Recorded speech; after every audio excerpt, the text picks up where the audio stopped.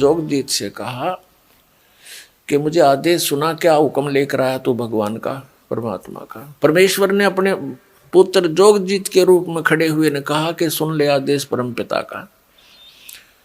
तूने परमात्मा के बच्चों को घना सता रखा है, कोई गधा कुत्ता सूर बना रखा है, किसी को कैंसर है, किसी को पेट में दर्द है, किसी को हाई बीपी है, किसी का लो है, किसी का हाथ कटा है, किसी को अंधा कर रखा है।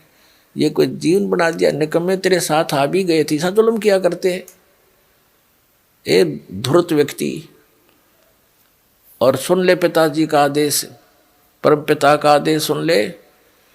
मैं नीचे के लोकों में जाऊंगा और तेरी पोल फाड़ के आऊंगा कि यू भगवान नहीं है, यू काल है, तुम ऐसे गलती से इसके साथ फंस गए हो।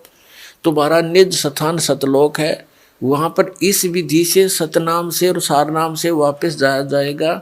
इस नाम का जाप करने से काल तुम्हारे निकट नहीं आवेगा। मैं सारा ऐसा परमात्मा का वो मंत्र लेकर आया हूँ, उस गुप्त नाम को जाकर दूंगा सबको, तेरे सारे जो ना जाल का नाश कर देंगे। अब उसने काल ने सोचा भाई ये तो बहुत बात बिगड़ी। कहने लगा जोगजीत नीचे तो जब जागा ना मैं तुझे जाने दूंगा, तुझे भी मार देता हूँ।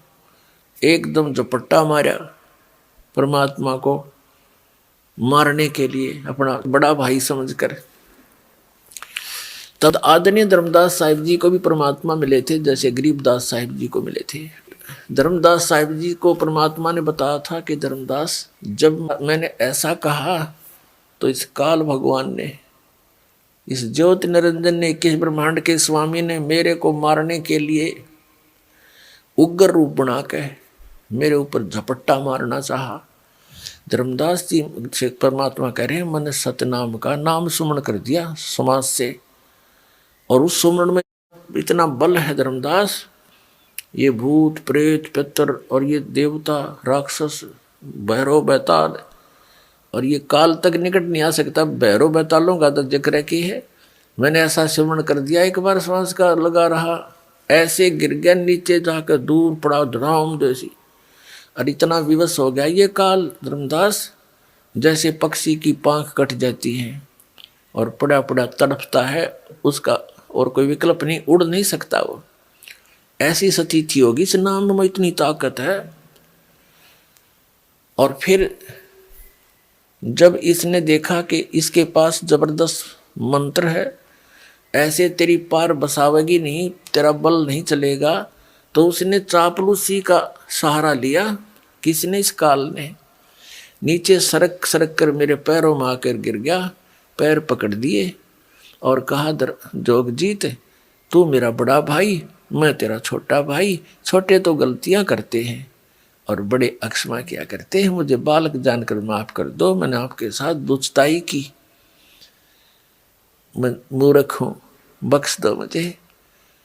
तब पैर पकड़ लिए, रोने लग गया। तब परमात्मा ने कहा, धर्मदास जी से बता रहे हैं कि मैंने कहा कि छोड़ दे, फिर माफ कर दिया तेरे को। तो उसने कहा, काल ने कहा कि जी मुझे कुछ असुविधा है मेरे लोक में, आप तो समर्थ हैं, पिताजी का आदेश लेकर आए हो, वही आपके पास पावर है, मुझे कुछ सुविधाएं और प्रदान कर दो। तो परमात्मा ने कहा अपने पुत्र जोगजीत के रूप में खड़े हुए ने कि मांग के मांगता है भिखारी। तब ज्योति निरंजन ने कहा कि वचनबद्ध हो जाओ प्रभु, तब मांगू। परमात्मा ने जोगजीत रूप में खड़े कहा कि ठीक है मांग, मैं वचनबद्ध हो गया, मांग ले। छोड़ दिए, पैर हो गया खड़ा। इतना ही था, यहाँ तो बस काम कहते हैं काम सरा, और बस एकदम खड़ा हो गया। कहने लगा अजी 3 युगों में जीव कम ले जाना, और चौथा युग जब कलयुग आवे तब तो शरण जीव बहु जावे। ऐसा वचन हर मोय दीजे, तब तुम गमन संसार ही कीजे। ऐसा वचन है भगवान मुझे दे दो, तब आप नीचे संसार में जाना। तब परमात्मा ने कहा ठीक है भाई। और दूसरा ये कहा कि आप अपना ज्ञान देकर अपना बनाना, बाई फोर्स ना लेना। बलपूर्वक किसी को अपनी शरण में ना लेना। परमात्मा ने कहा ठीक है, ये तो मालिक को पता ही था कि मेरे ज्ञान को जो स्वीकार करेगा वही तो मेरे साथ लगेगा, और जो मेरे ज्ञान पर आधार नहीं रखेगा तो वो मेरा हो ही नहीं सकता। एक दो सुविधा मिल भी जाएंगी तो फिर छोड़ कर भागेगा। परमात्मा ने कहा ठीक है।